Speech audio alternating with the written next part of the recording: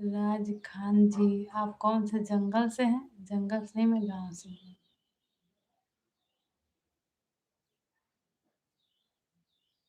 ऐसा क्यों लगता है?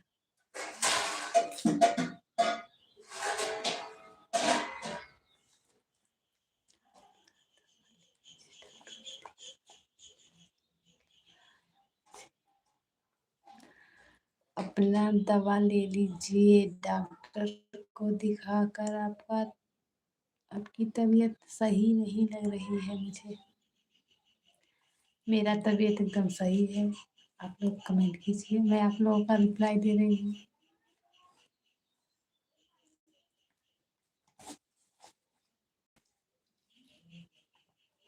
मेरा तबीयत नहीं सही रहता तो मैं लाइव में आती। और आपको कैसे पता चला कि मेरा तबीयत सही नहीं है? कोई वजह बताइए।